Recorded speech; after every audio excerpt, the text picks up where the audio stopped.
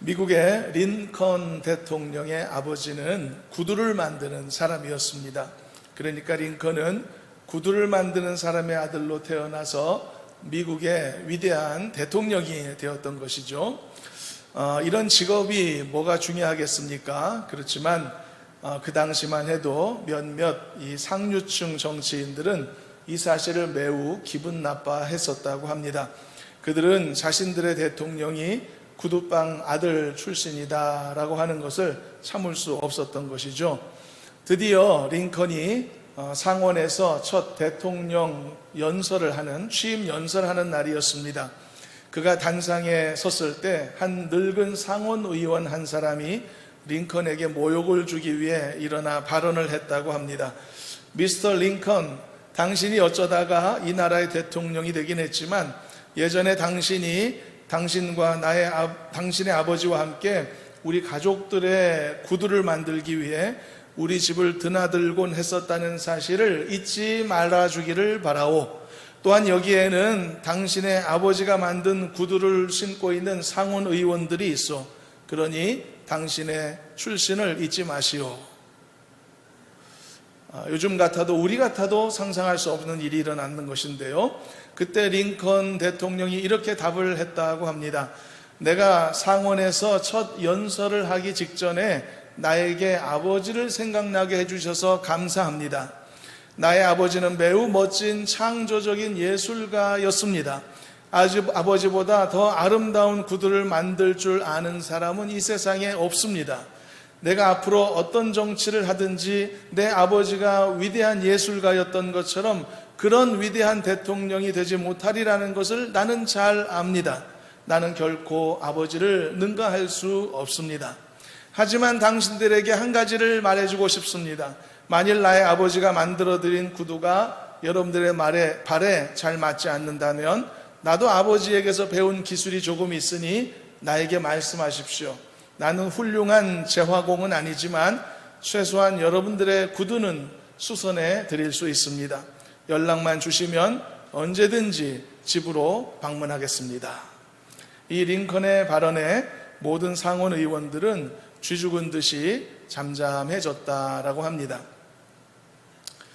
여러분, 자랑스러운 아버지는 어떻게 만들어지는 것일까요? 자랑스러운 아버지는 아버지와 아들이 함께 만들어가는 것은 아닐까요? 오늘 이 부분에 방점을 두고서 오늘 말씀을 시작해 보려고 합니다. 여러분, 아무리 아버지가 훌륭해도 아들이 그것을 인정하지 않고 바라보지 않으려 한다면 그 아들은 자랑스러운 아버지를 스스로 갖기를 포기하는 것이니 갖지 못하게 되겠죠. 반대로 아무리 아들이 아버지를 존경하고 싶고 바라보고 싶어도 아버지가 결코 훌륭한 면이 전혀 없는 존재라면 역시 그 아들은 자랑스러운 아버지를 가질 수가 없을 것입니다. 그러니까 아버지와 아들이 함께 만들어간다, 그런 말씀이 가능한 셈이 되는 것이겠죠.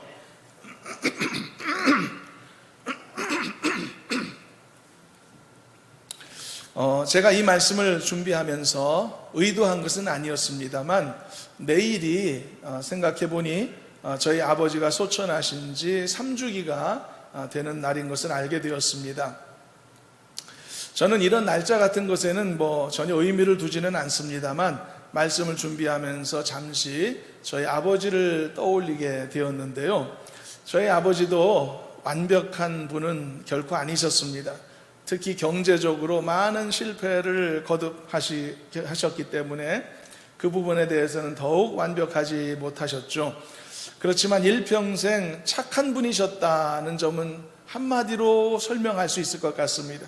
착하고 정직하게 사셨습니다. 그리고 신실한 믿음의 길에서 한 번도 벗어난 적이 없으셨고요. 제가 아는 한, 제가 보고 있었던 한 수십 년 동안 단 하루도 새벽 기도와 새벽 운동을 거르지 않으셨고 매일 일기를 쓰셔서 지금도 이만큼 일기장을 남기신 그런 성실한 삶을 사셨던 분이셨습니다. 저는 지금 이렇게 돌이켜보면서 사업 실패를 그렇게 모질게 겪으시면서도 다른 사람들처럼 심신이 무너지지 않으셨고 또 인생을 포기하지 않고 그래도 든든히 버텨주셨다라고 하는 사실만으로도 참 가족으로서는 굉장히 감사한 일이었다라는 생각을 지금도 하게 됩니다.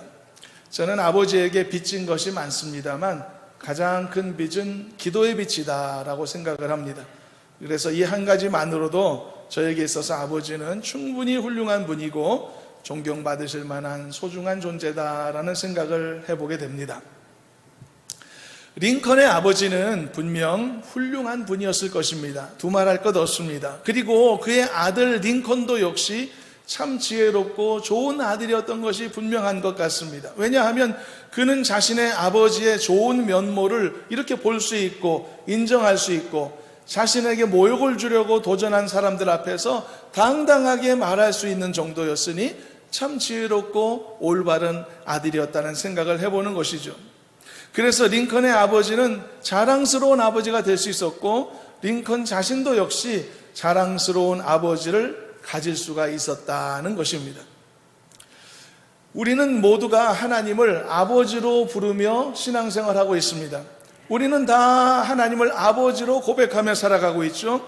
그래서 우리가 기도할 때마다도 고백하고 찬양할 때마다도 노래하고 우리는 항상 이 사실을 염두에 두며 하나님과 관계를 맺고 있습니다. 그런데 우리는 이 놀라운 사실이 무엇을 의미하는지 충분히 알지 못할 때가 참 많다는 것입니다. 하나님께서 우리의 아버지가 되신다는 사실을 아예 전혀 모르는 세상 사람들이 지금도 많이 있는 것을 우리는 알고 있습니다. 반면에 하나님께서 우리의 아버지시다라고 하는 이 사실을 지식으로만 알아서 단지 호칭으로만 사용하며 살아가는 그리스도인들도 여전히 아직도 많이 있는 것을 볼 수 있습니다. 반면에 하나님께서 우리의 아버지시다라고 하는 이 사실이 얼마나 놀라운 은혜인가를 매일매일 깨닫고 항상 경험하며 살아가는 아주 행복한 그리스도인들도 없지 않은 것이죠. 우리는 바로 이런 사람들이 되기를 원하는 것입니다. 하나님은 이미 우리에게 부은에 넘치는 너무 좋은 아버지이신 줄로 믿습니다. 그렇지만 우리는 너무나 못나고 또 미련한 점이 많아서 그 훌륭한 아버지를 제대로 인식하지 못할 때가 많아 올바로 바라보지 못하고 그래서 하나님 아버지를 그 진가를 그 존재의 위대함을 충분히 우리가 경험하지 못하며 살 때가 많이 있다는 것이죠. 바로 이것에 오늘 말씀에 도전의식이 함께 있는 것입니다. 그래서 우리는 우리의 아버지의 이 진가를 알아보지 못하는 그런 못난 자식이 되지 말자라고 하는 것이 오늘 말씀에서 함께 살펴보려는 내용이고 도전인 것입니다. 트루 라이즈라고 하는 헐리우드 영화가 있습니다. 크게 히트했었던 30년 가까이 된 오래된 영화인데요. 그 유명한 아놀드 슈왈제네거가 주인공으로 나와서 아주 유능한 스파이, 비밀 요원으로 나오죠. 그런데 정작 그 사실을 자기의 가족들에게는 숨겨서 비밀로 했었기 때문에 그 아내는요, 자기 남편을 그냥 직장 다니는 고리타분한 평범한 남자로, 재미없는 남자로 그렇게 알고 있었고요. 그리고 사춘기를 겪고 있었던 그의 딸은 반항심을 갖고서 자신에게 관심을 쏟지 않고 세상 일에 바쁜 그런 아버지를 경멸하고 미워하는 상황이었었습니다. 그런데 이런저런 그런 영화 속 사건이 터지고 나서 결국은 가족들이 알게 됐죠. 아내도 자기 남편이 평범한 사람이 아니라 몇 사람 정도는 손쉽게 쓰러뜨릴 수 있는 대단한 능력의 스파이라는 것을 알게 되었고요. 그리고 그 반항심으로 아빠를 미워하던 그 딸도 악당에게 붙잡혀서 자기를 구하러 온 멋진 아빠의 모습을 보게 되었던 것이죠. 전혀 다른 아빠의 모습이었었습니다. 상상도 못했었겠죠. 그리고 더 놀라운 것은 그 고리타분하고 평범한 그 아빠가 영화 속이니까 가능했겠지만 수직 이착륙이 가능한 최신 해리어 전투기를 직접 몰고 자기를 구출하러 왔다는 것입니다. 평범한 회사원인 줄 알았던 아빠가 전투기를 조종해서 나를 구하러 왔다? 자기 아빠가 어떤 눈으로 보였을까요? 전혀 평소와는 다른 그런 시각으로 보지 않았겠습니까? 너무 멋진 아빠였던 것이죠. 우리가 여러분 하나님을 아버지로 알고 고백하고는 있지만 그냥 거기에만 그친다면, 그래서 하나님 아버지에 대해 제대로 알지 못한다면 우리는 그저 사춘기 반항심으로 아빠를 미워하던 아이처럼, 아빠는 아빠지만 아빠가 맞기는 하지만 아빠에 대한 기대감도 없고 아빠에 대한 애틋함도 없는 반항심으로만 연결되고 관계 맺은 그런 어떤 아이처럼 말이죠. 하나님이 나의 아버지로서 어떤 분이신지 전혀 삶에서 체험도 못하고 알지 못하며 살아갈 수도 있다라고 하는 이야기입니다. 내 아빠가 전투기를 몰고 나를 구하러 온다. 이건 어쩌면 인간이 말이죠, 현실 속에서 상상해낼 수 있는 가장 멋진 아빠로서의 극강의 설정이다, 이렇게 말할 수 있을 것 같은데요, 이 정도만 돼도, 이 장면을 상상하는 것만으로도 너무 신나고 멋진 일이다라고 생각이 드는데, 만일 나의 아버지이신 하나님이 어떤 분이신가를 진짜로 알게 된다면 그 감격이나 그 감동은 도대체 얼마나 크겠습니까? 그러므로 우리는 아버지로서의 하나님을 제대로 만나야 할 줄로 믿습니다. 그리고 그 아버지 하나님이 얼마나 놀라우신 분인지를 반드시 제대로 경험해야 할 줄로 믿습니다. 이것이 오늘 우리가 이 말씀을 통해서 함께 도전받고 있는 내용인 것입니다. 이미 우리는 지식으로는 하나님을 아버지로 고백할 수 있다라고 했죠. 그러나 이제 우리에게는 이것을 단지 고백하고 확인하는 일로만 그치지 말고 그 단계를 뛰어넘어서 우리에게 아버지 되시는 하나님을 우리 생활 속에서 경험하는 삶으로 나아가야만 하는 것입니다. 그렇다면 우리가 하나님의 자녀 되었다는 것이 도대체 어떤 의미일까요? 지금 여러분들이 누군가의 자녀라면, 또는 과거에 여러분들이 누군가의 자녀였을 때 여러분들이 어떻게 보호받았었는가를 한번 떠올려 보시길 바랍니다. 어떻게 돌봄을 입었는가? 어떤 경우에는 자신의 육체의 아버지에 대해서 그렇게 좋지 않은 경험을 가진 경우들도 있을 것입니다. 경우에 따라서는 매우 엄격한 아버지를 경험한 적도 있었을 것이고, 사랑도 없고 잔종도 없는 그런 존재였을 때도 있을 것이고, 때로는 어떤 경우는 엮이는 가정에서 매우 부정적인 아버지상을 경험한 사람들도 아마 없지 않을 것입니다. 그런 경우에는 아버지로서의 하나님이 나에게 어떤 분이신가를 이해하는 것이 생각처럼 쉬운 일이 아닐 수도 있을 것입니다. 그러나 여러분, 혹시 그런 환경, 그런 상황을 경험했었다고 하더라도, 그렇다면 적어도 말이죠, 내 자신이 혹시 나의 자식들에게 아버지가 되고 나의 자식들에게 어머니가 되었다는 것이 무엇을 의미하는 것인가를 상상해 본다면, 하나님이 나의 아버지가 되신다는 이 사실이 도대체 무엇을 의미하는지 충분히 짐작할 수 있으리라고 생각됩니다.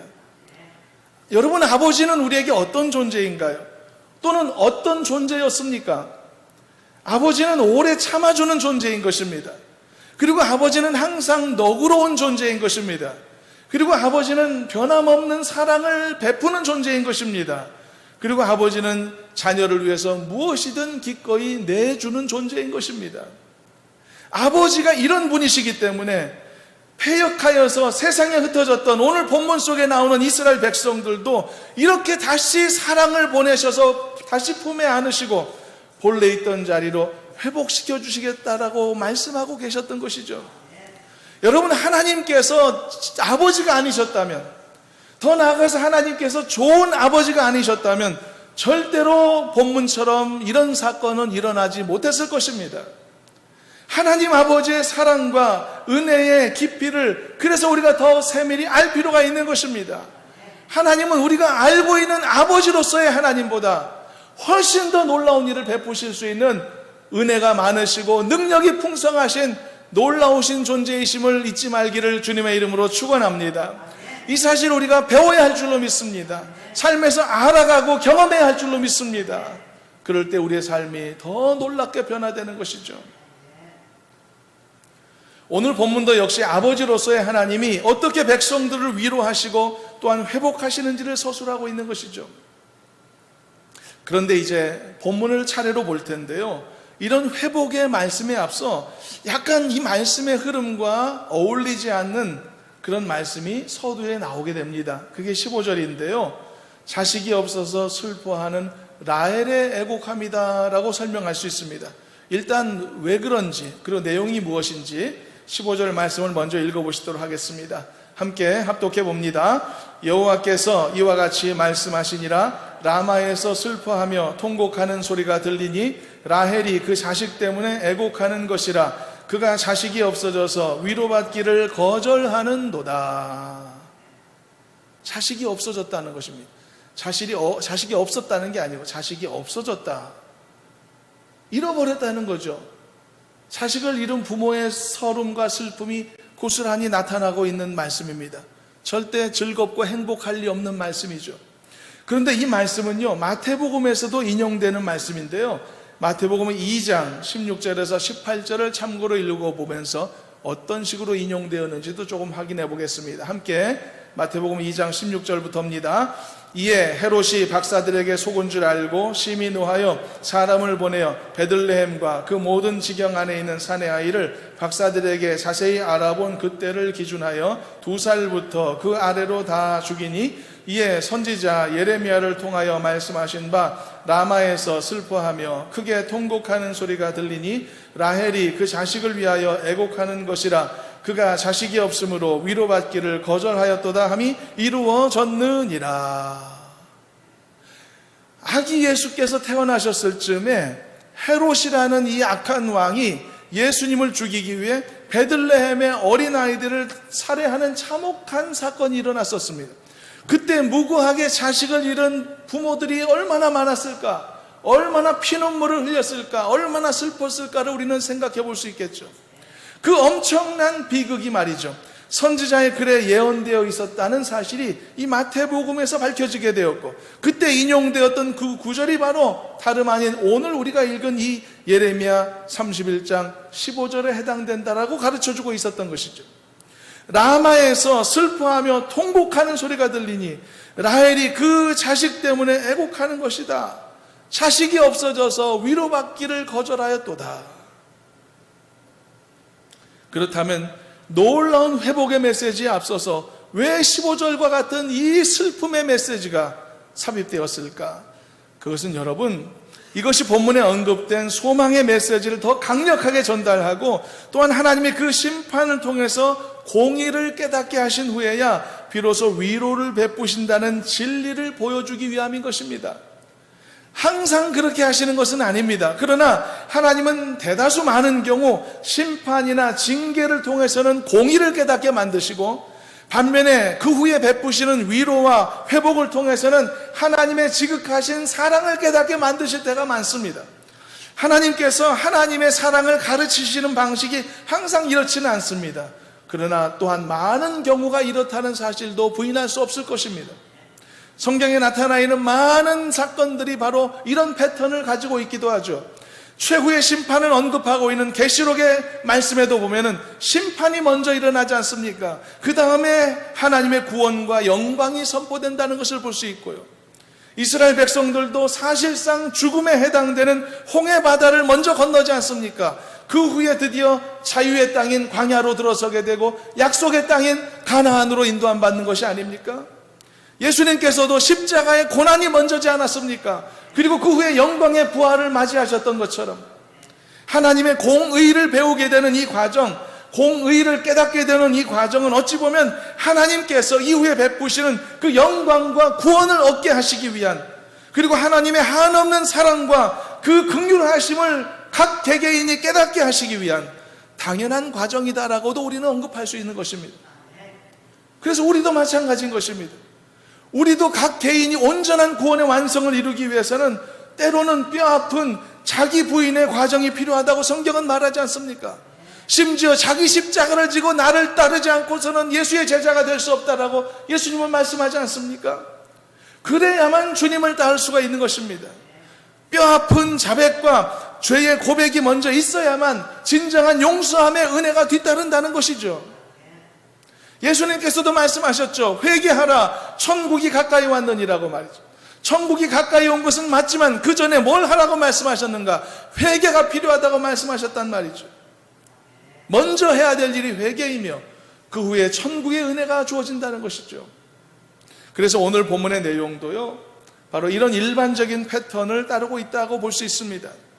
그래서요, 15절에서 이 자식을 잃은 어머니의 슬픔을 토로했으나 이어지는 16절을 보니까 하나님께서는요, 이제는 그들의 눈물을 멈추라고 말씀하고 계시는 것입니다. 왜냐하면 이제는 고난이 그치고 하나님이 위로를 베푸시는 그 때를 이제는 맞이했다는 뜻을 나타내고 있는 것이죠.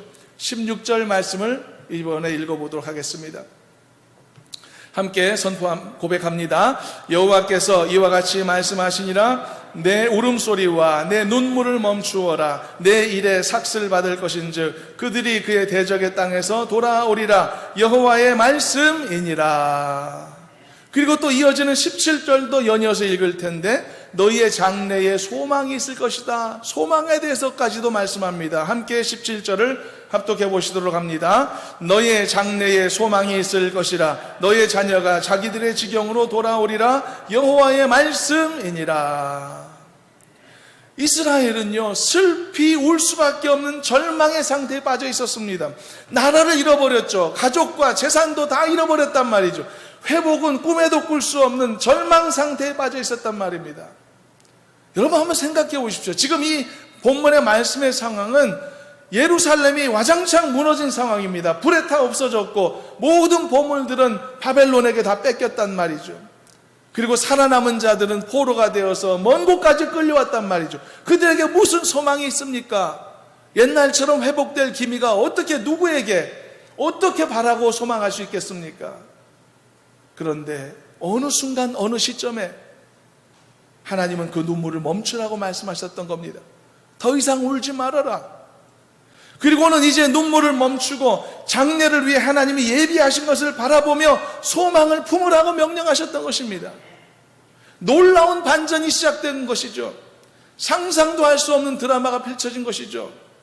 이 바로 엄청난 반전의 힘이 바로 아버지로서의 하나님의 사랑이라고 하는 것을 지금 함께 살펴보고 있는 것입니다. 아버지가 아니면 이런 일을 베푸실 수가 없는 것입니다. 아버지는 그래서 이런 사랑을 품고 있는 존재라는 것이죠.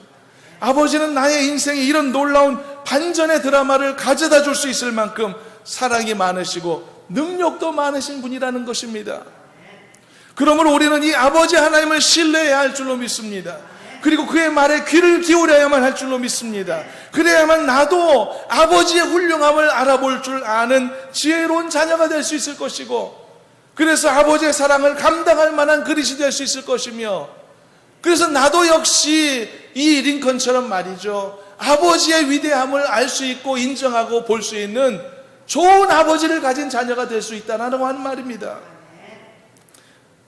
아버지께서 이제는 눈물을 멈추라고 명령하셨다면 이때가 눈물을 멈춰야 될 때라는 것을 알아야 할 것입니다. 그리고 진짜 눈물을 멈춰야만 할 것입니다. 적어도 이 정도는 아버지와 소통이 이루어질 수 있어야 합니다. 그래야 아버지 뜻을 따를 수 있으니까요.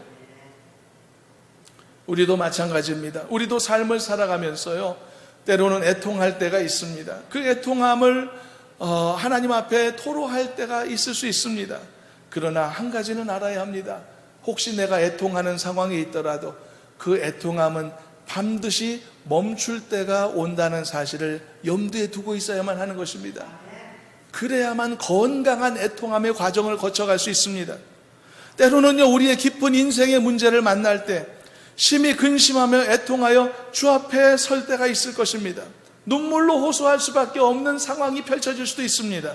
물론 그런 때도 필요합니다. 여러분들도 경험했고 저도 경험했습니다. 그런 눈물의 기도가 필요한 그 시점이 있습니다. 간절해야 되고 애통할 수밖에 없는, 하나님만 붙잡아야 되는 그 상황이 있을 수 있단 말이죠. 그러나 그렇게 애통해 하고 있을 때일수록 분명히 잊지 말아야 하는 것입니다. 그것은, 그 애통함은 어느 순간 반드시 멈춰져야 한다는 것입니다. 그리고 그 애통함을 멈추는 시기는 내가 결정하는 게 아니라는 사실을 고백해야 합니다. 내가 정하는 것 아닙니다. 나의 감정의 변화에 따라서 내가 할 수 있는 일이 아니라는 것입니다. 누가 애통함을 스스로 멈춘가요? 나의 기분이 좀 나아졌다거나 그래서 멈추나요? 내 마음이 다소 안정을 찾았기 때문에 그래서 나의 애통함을 이제는 멈출 수 있는 게 아니라는 것입니다. 한바탕 실컷 울면서 하나님 앞에 간절히 기도하고 나서 기운이 쭉 빠졌으니까 이제 좀 기분이 나아졌으니 애통함을 멈춘다, 이게 아니라는 것입니다. 이 말은요, 애통함을 멈추는 것은 전혀 나의 기분과 상관이 없고 나의 상태와도 관계가 없고 나의 주어진 상황과도 전혀 무관한 일이라는 사실을 말하는 것입니다. 그렇다면 무엇과 관계 있는 것입니까? 나의 상황, 기분, 상태와 전혀 상관없이 하나님이 멈추라고 하시면 그때가 멈출 때라는 것입니다. 이것이 인생의 애통함 중에 있는 사람이 반드시 잊지 말아야 될 부분인 것입니다. 안 그러면 그 애통함에서 벗어나기 힘듭니다. 그 고통에서 헤어나오기 어렵습니다. 왜냐하면 그것은 나의 의지로 되지 않기 때문이죠.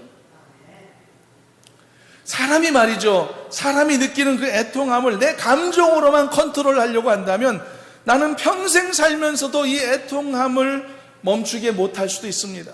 심지어 기도 생활하면서 말입니다. 심지어 예배 생활하면서도 말이죠. 그러면서도 슬픔과 애통 속에 갇혀 살 수도 있다는 말입니다. 이런 사례가 없지 않습니다. 그래서 우리는 분명히 알아야 합니다. 하나님께서 멈추라 하시면 나의 감정에 상관없이 나의 상황에 상관없이 그 애통함을 멈출 수 있어야만 하는 것입니다. 이게 믿음이고 이게 진짜 용기인 것입니다. 하나님은 이스라엘 백성들에게 분명하게 말씀했습니다. 너의 울음소리와 너의 눈물을 멈추어라. 자식을 잃어버리고 재산을 잃어버리고 통곡하는 라헬의 그 고통 속에 있는 그 백성들을 향해서 이렇게 명령하셨단 말이죠. 그러므로 여기에 순종해야만 하는 것입니다. 이게 진짜 믿음인 것이죠. 사랑하는 여러분들도 어떤 애통함과 어떤 고통의 순간이 이 여러분들 가운데 머물러 있다가 할지라도 하나님께서 멈추라 하시는 명령을 말씀을 통해 들었다면 멈출 수 있는 담대함과 용기가 있기를 주님의 이름으로 축원합니다. 여러분, 사무엘 선지자를 품에 안았던 한나가 어떻게 했는지를 한번 생각해 보십시오. 한나는 자식이 없는 슬픔과 모욕당함으로 인해 심히 애통하는 상태였었습니다. 그런데 성전에 와서 애통하며 기도하는 한나를 보았던 엘리 제사장이 있었죠. 그 엘리 제사장이 한나에게 하나님의 기도의 응답을 빌어주었을 때 한나는 그것을 하나님의 음성으로 들었습니다. 그리고 그때부터 다시는 얼굴에 근심빛이 없었다라고 말하고 있죠. 놀라운 용기 있는 믿음의 순종이었습니다. 이게 진짜 믿음이죠. 그리고 곧 이어서 한나는 사무엘이라는 귀한 아들을 품에 안지 않았습니까?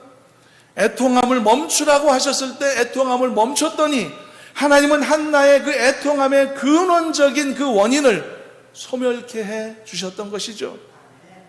여러분, 다시 한번 말씀합니다. 근심을 멈추는 것, 애통함을 멈추는 것도 하나님을 신뢰하는 놀라운 믿음의 행위라는 것을 기억하시기를 소망합니다. 하나님은 백성들에게 분명히 말씀하셨습니다. 눈물을 거두어라. 그리고 너의 장래에 소망이 있을 것이다. 더 나아가 말씀하고 계시죠. 이 부분을 다시 읽어봅니다. 17절 말씀. 이제는 눈물을 거둘 정도가 아니라 소망에 대한 말씀을 시작하시는데 17절을 읽어봅니다. 너의 장래에 소망이 있을 것이라. 너의 자녀가 자기들의 지경으로 돌아오리라. 여호와의 말씀이니라. 회복을 말하고 있는 것입니다. 어떻게 그 상황에서 회복이 가능한가? 그런데 회복을 말씀하기 시작하십니다.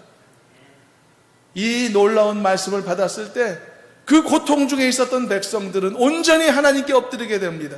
그리고 자신의 과거의 잘못을 뉘우치고 회개하게 되죠.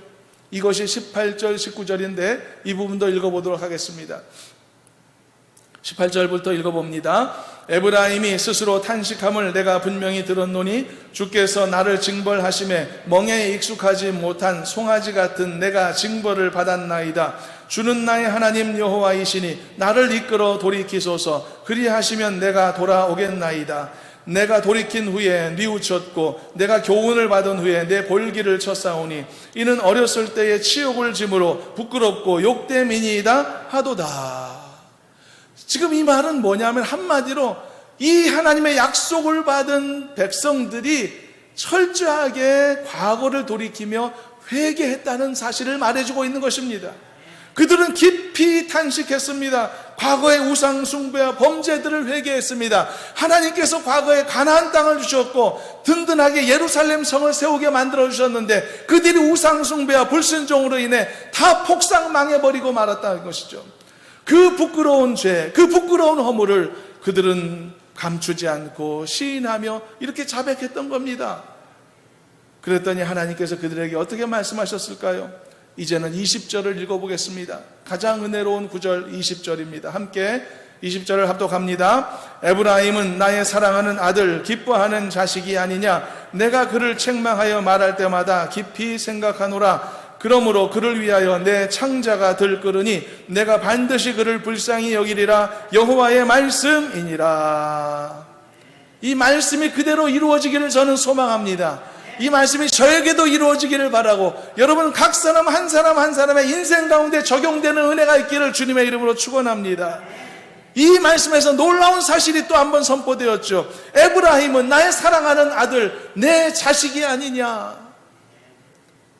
하나님은 우리의 아버지이십니다. 그렇기 때문에 이런 용서가 가능한 겁니다. 그리고 하나님은 아버지로서의 능력이 있으십니다. 그렇기 때문에 이런 회복이 가능한 것이죠. 아버지가 아니고 자녀가 아니라면 어떻게 이런 일이 일어납니까? 20절의 말씀을 자세히 보면요, 하나님은 백성들을 향해서 단지 호칭으로서의 아버지 역할을 하셨던 게 아님을 알 수 있죠. 하나님은 단지 이름만의 아버지가 아니셨던 겁니다. 그들에게 신실하신 진짜 아버지의 역할을 하셨던 것이죠. 그게 뭡니까? 너무나 은혜로운 20절 말씀이란 말이죠. 다시 한번 20절 한번 읽어보도록 하겠습니다. 읽어보면서 이게 나에게 적용되는, 자식으로서 나에게 적용되는 오늘의 주시는 하나님의 음성이라고 생각하고요, 함께 20절을 합독해 봅니다. 에브라임은 나의 사랑하는 아들, 기뻐하는 자식이 아니냐. 내가 그를 책망하여 말할 때마다 깊이 생각하노라. 그러므로 그를 위하여 내 창자가 들끓으니 내가 반드시 그를 불쌍히 여기리라. 여호와의 말씀이니라. 그를 위하여 내 창자가 들끓는구나. 여러분, 누구에게 이런 감정을 가집니까? 친구가 친구에게 이런 감정을 가질 수 있나요? 아무리 가까워도 안 됩니다. 심지어 부부관계에서도요, 이런 감정은 거의 불가능에 가깝습니다. 오직 아버지가 오직 자식에게 대해서만 이런 감정을 가질 수 있는 겁니다.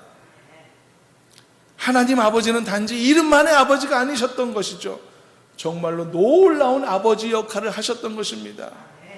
얼마나 자녀에 대해서 애틋한 마음이 있길래 그를 위하여 내 창자가 들끓는구나 이렇게 말하실 수 있었을까? 그 사무치는 마음, 말할 수 없는 감정, 그것이 아버지의 사랑인 것입니다. 그리고 그 사랑이 지금 나와 맞닿아 있는 것입니다. 아버지의 위대함을 깨닫기를 바랍니다. 아버지의 그 사랑의 풍성함을 깨닫기를 바랍니다. 어리석고 철없는 철부지 사춘기 소녀처럼 아버지는 아버지인데 그 아버지가 누군지 몰라 미워하기도 하고 오해하기도 하는 그런 어리석은 자녀 같은 모습을 떨치시고, 아버지의 존재가 얼마나 소중하고 귀하고 우리에게 의미 있는지를 더 깊이 알고 깨닫는 우리가 되어지기를 주님의 이름으로 축원합니다. 20절을 다시 보게 되면 때로는 아버지이기 때문에 자식을 책망할 때도 있었습니다. 그러나 그것 때문에 아버지는 더 애틋한 마음을 갖게 됩니다. 사랑하기 때문에 징계하셨기 때문이죠. 그러나 그 징계가 끝이 아닌 것입니다.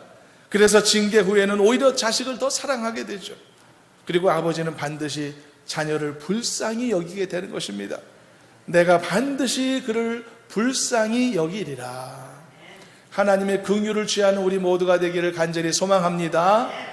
하나님의 불쌍히 여김을 받지 않으면, 하나님의 치근한 감정을 내가 누리지 못하면 나는 살아갈 수 없습니다. 주님, 나를 불쌍히 여겨 주십시오. 항상 기도할 때마다 빠뜨리지 않는 우리가 되기를 간절히 소망합니다. 말씀을 정리하겠습니다. 사랑하는 여러분, 우리가 오늘 살펴보고 배운 하나님 아버지의 마음이 이런 마음이었던 것입니다. 슬피 울며 애통하는 자녀들을 향해서 이제는 내 울음소리와 눈물을 멈추라고 말씀하시는 아버지셨습니다. 그리고 이제는 너의 장래에 소망이 있을 것이라고 위로하시는 아버지였던 것이죠. 그리고 뒤늦은 회개와 뉘우침이라도 기꺼이 받으시고 용서하시는 아버지였던 것입니다.